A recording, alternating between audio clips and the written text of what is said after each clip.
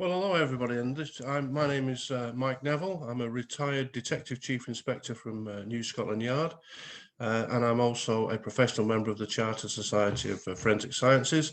My expertise is catching criminals with images, CCTV and images from mobile phones and the like. And today I'm going to talk about the history of the detection of crime and the evolution of forensic science across the ages. Of course, forensic science gets better and better all the time. So I'm just going to share my screen so I can show you some pictures of these things. And this is what I'm going to talk about. Firstly, the first detectives, detectives at Scotland Yard that made crime detection famous. Then the Jack the Ripper investigation, and how it really showed the lack of opportunities there were for the police to solve crime, find criminals. And then what most of us would consider to be forensic evidence, fingerprints, and then forensic pathology, delving around in dead bodies, which often results in lots of clues. DNA, of course, a very recent advance. Images, which is my speciality. And here we go. So the first detectives, well, the Scotland Yard, Metropolitan Police was formed in 1829. At the time, when Sir Robert Peel gained authority to form a police force in London, no one was allowed to wear plain clothes. Every officer had to be in uniform. The only distinguishing thing that they were on or off duty was a band around their wrist. Because people feared a sort of French system of agents provocateurs. But with the assassination attempt on Queen Victoria in 1842, they were permitted to form a detective branch. And the very first famous detective to be known as of the yard was Inspector Dick Tanner. He was the first one he called the imagination of the press. And it said that he solved his crimes like by intuition and hunches, rather like Sherlock Holmes. And I think he was one of the figures that Sir Arthur Conan Doyle based Sherlock Holmes on. But of course, there wasn't much else for him to solve crimes on, apart from interviewing witnesses, possibly, and identification parades. But the very first crime that Tanner came to fore with was he solved the very first murder on a railway train. And this is Thomas Briggs on the left. He's a Lancastrian like me, but he was one of the first commuters, and he lived in Hackney and worked in the city. And so he would go to Fenchurch Street railway station, as featured on the Monopoly board, of course, and he would board his train home. And the carriages in those days were far superior to the ones that we experienced on Southwestern trains. And you look here, it looks very luxurious. But the only problem is once you're in there, you're locked in. There's no passageway to get through to another area to say you've been attacked. And there's certainly no method of telling the driver or guard that there was something going on. So whilst it's luxurious, it's a prison. And if you get in there with a killer, you're in trouble. And this is what happened. A man called Franz Muller, originally from Germany, got onto the train, intent on robbery, and boarded the train with Mr. Briggs. As the train left Fenchurch Street Station, he attacked him viciously with his own stick, beat him half to death, stole his hat, which is critical to this, and watch. And then threw out poor Mr. Briggs half alive onto the tracks. Now you can see the Victorian depiction of the blood in the railway carriage. If we consider today that the police could do DNA, they could take fingerprints. To look at the CCTV. What could they do in 1864? Very little.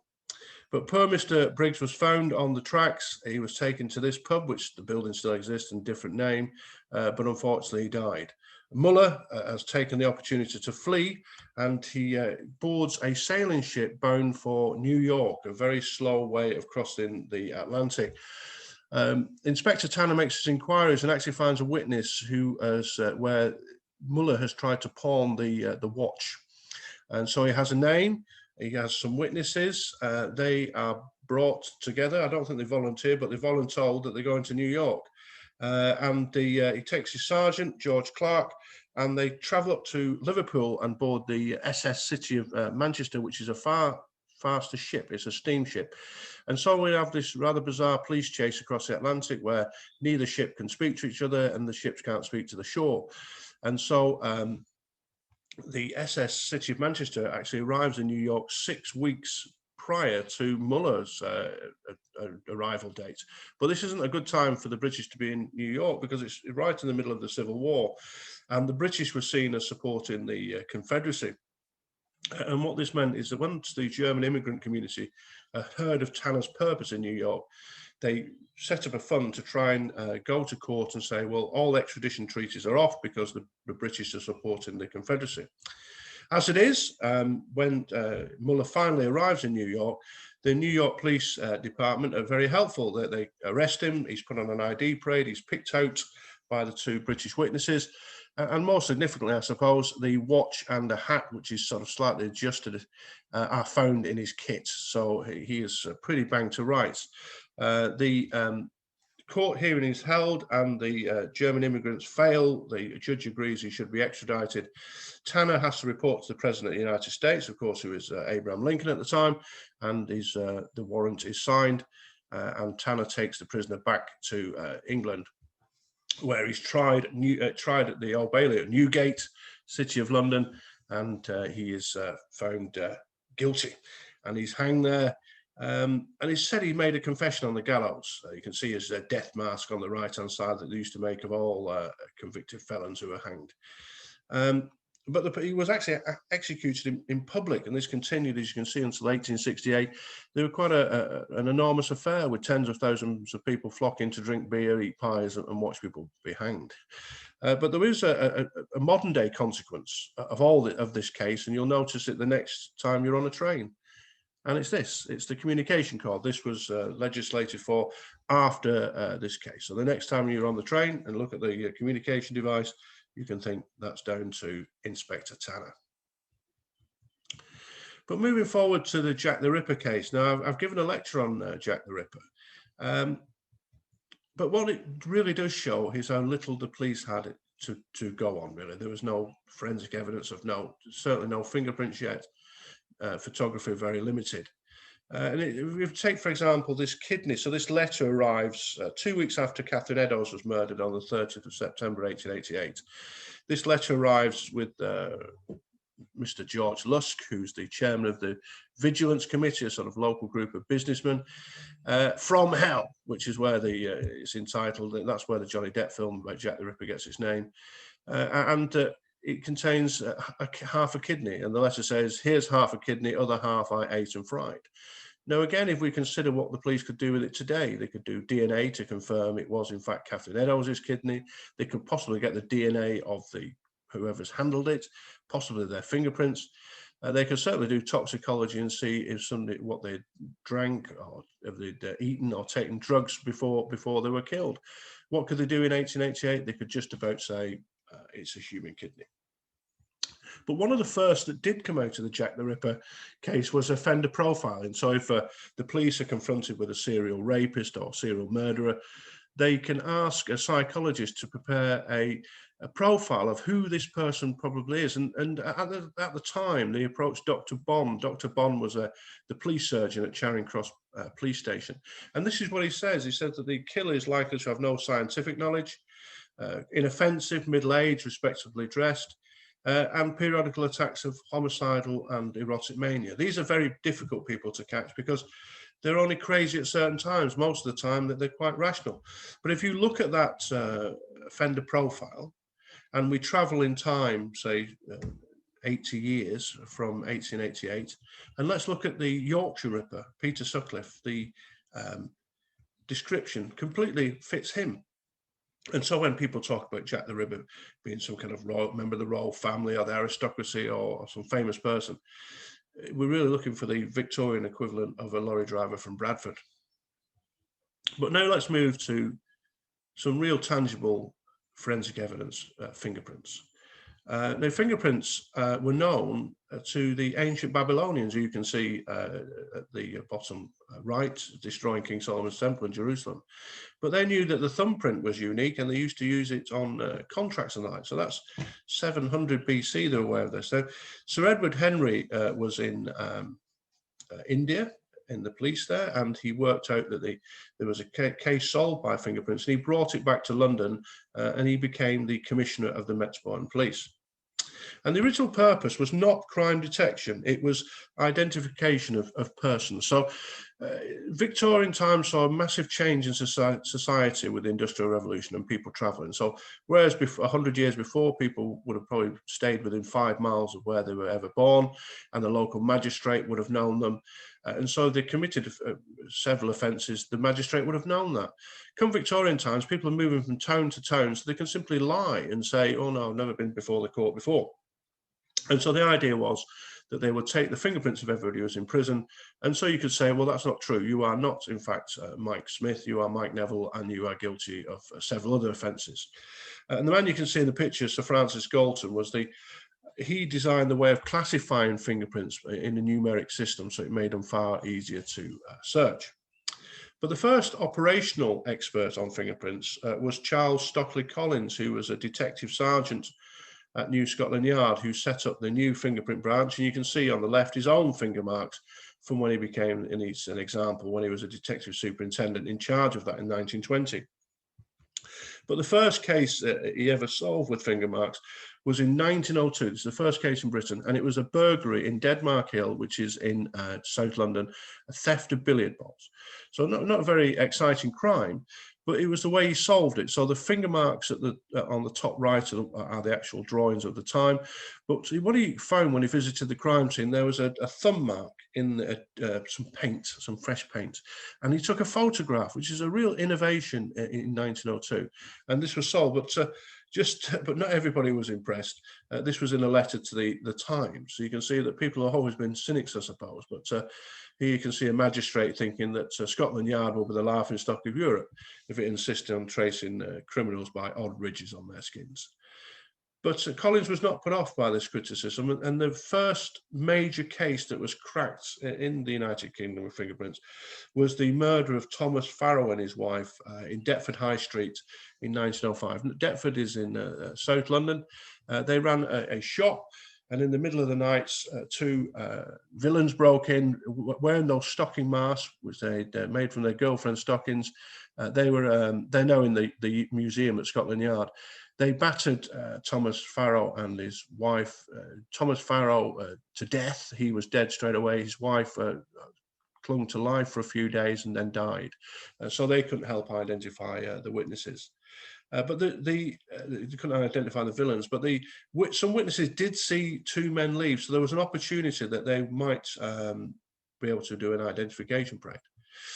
The senior officer called to the scene, Frederick Fox, the DCI, he examined the cash box that had been smashed open and money stolen. And what impresses me is, even though fingerprints were very new, he has some forensic awareness. And you can see this passage here from one of his statements or his evidence at the Old Bailey, where he clearly says that he made every effort not to touch the cash box, and so it could be preserved for fingerprints. The cash box was examined by Collins, and a thumb mark was lifted, which matched the thumb mark on record of one Alfred Stratton. The two Stratton brothers were from sort of the same area, and they were quickly picked up by local officers in Lewisham and the Deptford area. But an identification parade was held, and unfortunately none of the witnesses could pick them out. So this now meant that the whole murder case stood and fell on the new fingerprint evidence. And so this is the Old Bailey on the right, the most senior court in England and Wales. And on the left is the actual evidence presented. So the top mark is the thumb mark lifted from the cash box by Detective Sergeant Collins. And the bottom one is the comparison, 11 marks, which match Alfred Stratton's thumb, which was taken by Collins at the police station. The defence actually called a man called Dr. John Garson, who basically said that D.S. Collins was sort of a pleb and a bit thick, and that the police shouldn't be trusted with this. Fingerprints were a nonsense. But then it transpired that Garson had been offered his services to both defence and prosecution, whoever would pay him the most money. So the judge called him a scoundrel, and that was the end of him, really. So the case was proved. And the Strattons were sentenced to death. You see the swiftness of Edwardian justice, that they They were hanged 2 months, not after the trial, 2 months after the crime. That's how they got rid of them so quickly. But now let's turn to forensic pathology. And in Victorian times, this was seen as a sort of Frankenstein science. Here you can see Peter Cushing as Dr. Frankenstein, and it was seen as meddling in things that men shouldn't be meddled with.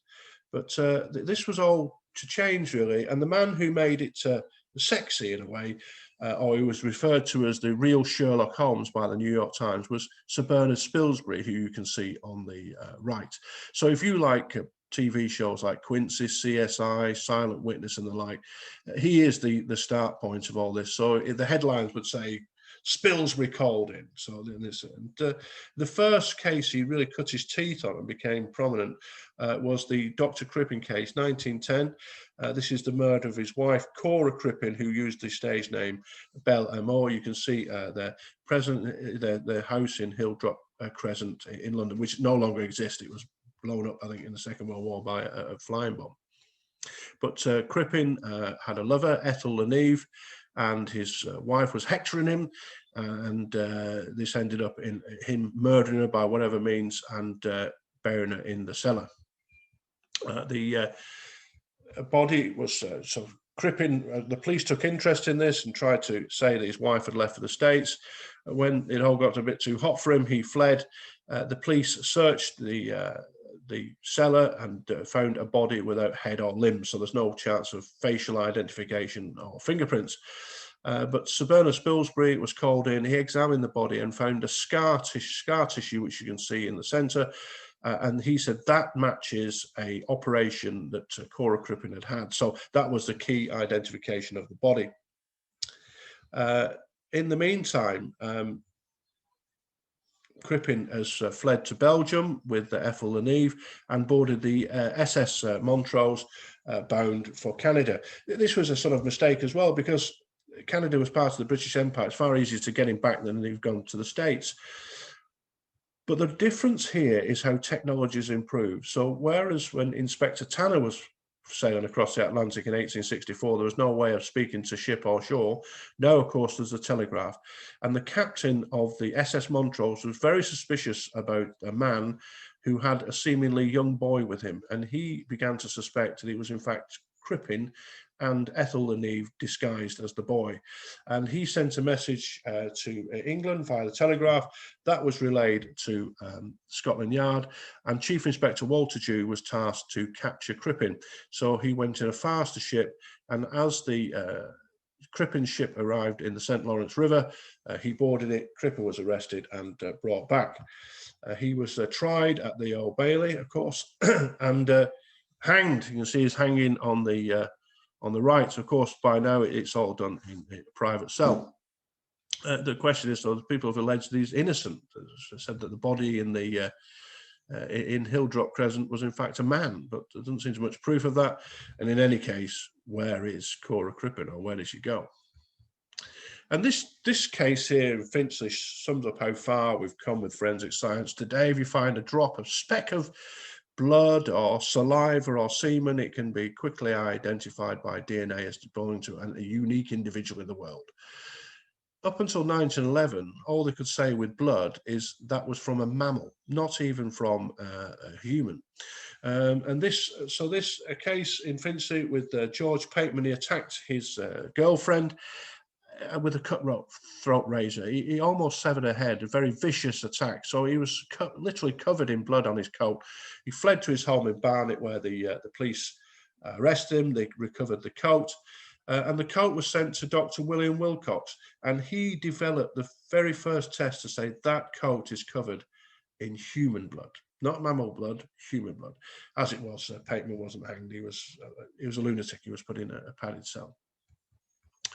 But this case as well is another Spilsbury case, and it shows how forensic science and professionalising detection go hand in hand, because Spilsbury now sets the criteria for how the police investigate serious crimes. So the lady on the right is Emily Kay. She was the lover of Patrick Mann, who is originally from Liverpool.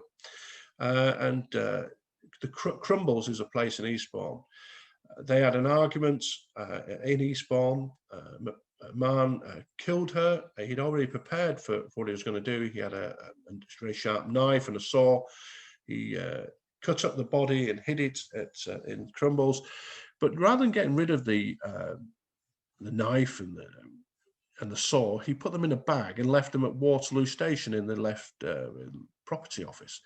His wife became suspicious about what he was up to. She contacted the yard, and a search of the bag found the items, and he was actually arrested.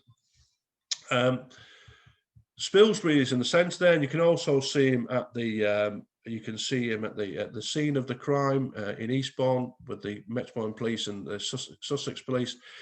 A trunk, the body parts were found most of them were found in a trunk, but he was struck with horror. But he wasn't struck with horror at the actual awfulness of the death, because of course he's seen death in all its manifestations. What he was struck with was how officers were picking up body parts, were picking them up with their bare hands. They weren't recording where they were found. They weren't taking photographs of the scene where they were found. And so vital evidence was being lost. The case gets bizarre for any pupils who are delving into the biscuit tin. The head was found in the biscuit tin rather horribly. But the consequence of this crime was that Spilsbury designed what's called the murder bag. And you can see it's got some very simple things. It's got a magnifying glass. It's got a ruler, so you can lay it out by the side of whatever's been found, take a photograph so you can see the exact scale.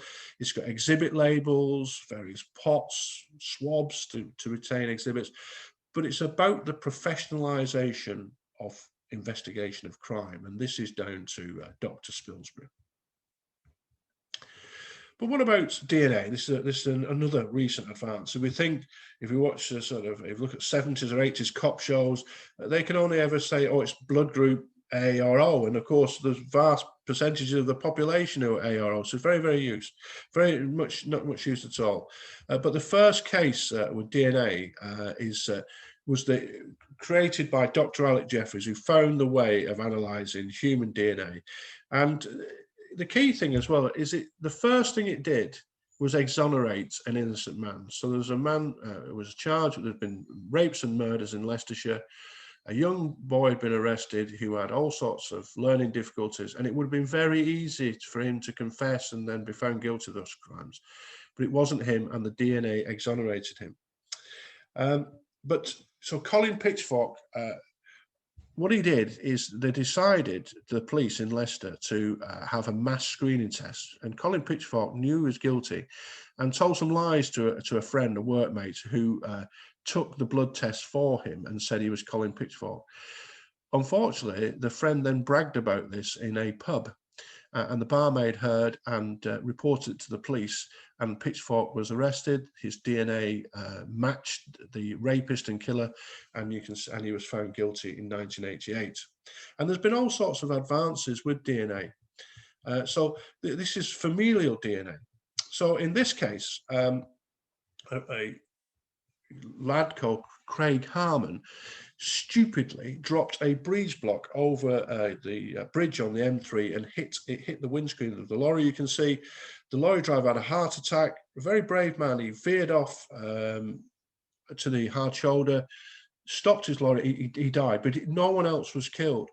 But when Nick Mitchell, who's one of the senior scenes of crimes officer in Surrey, or was, examined the breeze block, they had some potential DNA on their blood. They ran it across the database, but it didn't match anybody. So what they looked for was the next nearest match. They looked for a family member, and they found Harmon's brother, and this is how the investigation progressed, and he was found guilty. And another innovation was low copy DNA, because you can see that these crimes here were committed in 1988 to 1990, just as what DNA was at the very the start of being used. So, and you needed quite a bit of material to do DNA tests. Now, Michael Roberts was a very evil man committing rapes and murders on elderly people in Bermondsey and Borough in South London. No one arrested at the time, but what happened was that they took the DNA and they grew it, this low copy DNA, they grew it in the laboratory, so there was enough material to do a test. But of course, as it's grown, it sort of mutates. So rather than getting one name, you might get 20 or 30 potential names. But if you're a senior detective, and I know Brian, Bowden Brown, it doesn't matter really, in the sense that of the 30 people, 5 or 10 might have been in prison at the time of the attacks. 3 or 4 were in New Zealand, 2 are dead, and you can just go through them. And Michael Roberts came up, who was a local man, and he was arrested, DNA taken, and it matched. So this was the first case solved by low copy DNA, and you can see his conviction was some 21 years after the crime. So it just shows how DNA can really make a difference. And so images, the first case solved with a showing of picture to the public was this one here, was Percy Lefroy Mapleton, who was another killer on a train, killed a man called Isaac Gold. An investigator was DCI Donald Swanson, who also was the senior investigating officer on the Jack the Ripper case. But that image was published in the Telegraph, and it quickly resulted in Mapleton being found and arrested. He was tried at Lewis Crown Court, or assizes, and hanged, of course. But the images continue to solve crime. And of course, the one case that really brought CCTV to the fore was the Jamie Bulger murder in '93. Albert Kirby there was the detective superintendent, who again I've had the pleasure to meet and speak about the case.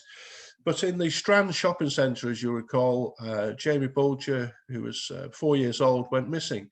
Now, if that CCTV image, the one on the iconic one on the right, hadn't existed, the police would have probably rightfully targeted adult paedophiles to see who'd kidnapped him. But the CCTV revealed something awful and unusual, that it was 2 boys who had taken him. And so CCTV really came into the mind of the public as a useful crime fighting tool. This is the London riots of 2011. This is my responsibility to identify some 4,000 suspects, which I was able to do. And this is where my last talk on the super recognizers came about. And so I now recruit people and for the police who can make identifications like this. This man here, Winston Prince, was identified by PC Gary Collins by his eyes. And you can see this is really vital today, it's really relevant today, because lots of people wear masks. Who could have imagined a year ago that if you went into a bank with a mask on, that they wouldn't call the police? Now they call the police if you're not wearing a mask. So that's the world we live in.